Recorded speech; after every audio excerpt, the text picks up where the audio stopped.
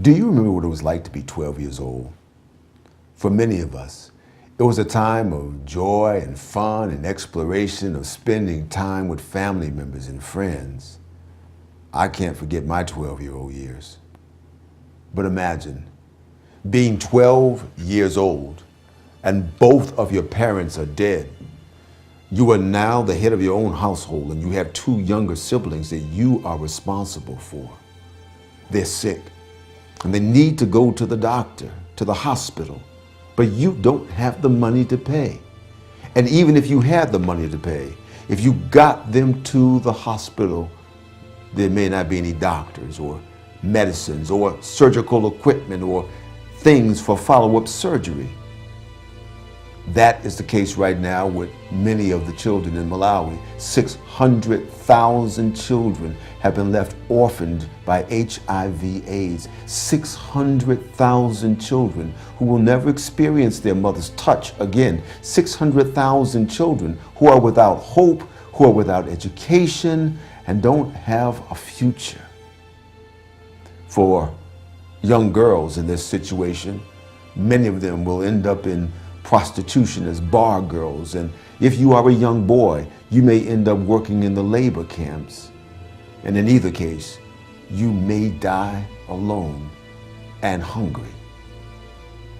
Since 2006, Adventists Against AIDS in Africa has done what we could to help these children and their families by providing needed medical equipment to clinics who otherwise would be barren, and clothing and shoes to children who would otherwise be naked, and hope and empowerment to communities that would otherwise be destitute.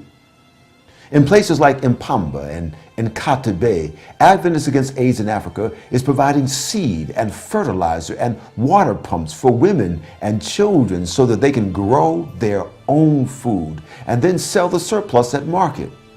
The Channel of Hope Project, it allows the community to create its own economic development so that the communities can support the women and children and the orphans, and the village can adopt their own children and keep them at home.